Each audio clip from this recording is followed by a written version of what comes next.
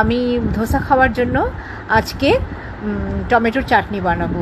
তার জন্য আমি 2টো টমেটো, শুকনো লঙ্কা, কিছু কাঁচা বাদাম আর কিছু রসুন নিয়ে নিয়েছি।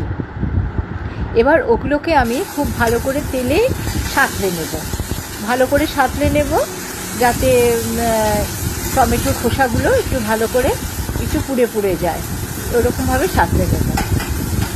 তারপরে আমি ওটাকে ঠান্ডা করতে দেব। ঠান্ডা হয়ে গেলে এবার আমি টমেটোর খোসাগুলোকে ছাড়িয়ে একটি মিক্সিং জারে ওগুলোকে দিয়ে দেব, দিয়ে একটা স্মুথ পেস্ট আমি তৈরি করব। তার চাটনিটার মধ্যে আমি ফোড়ন দেব, নারকেল তেল দেব, তারপরে ওর মধ্যে শুকনো লঙ্কা, কারি পাতা আর সর্ষে ফোড়ন দেব।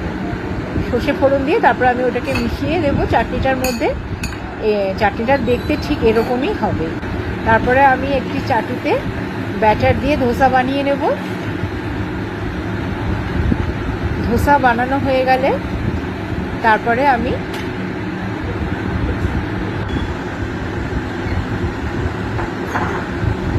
ধোসা চাটুতে দিয়েছি, এপিট ওপিট করে একটু লালচে করে ধোসাটা ভেজে নিয়েছি। তারপরে একটি প্লেটে আমি ধোসা আর টমেটোর চাটনি সার্ভ করে দেবো। আর এই গোড়া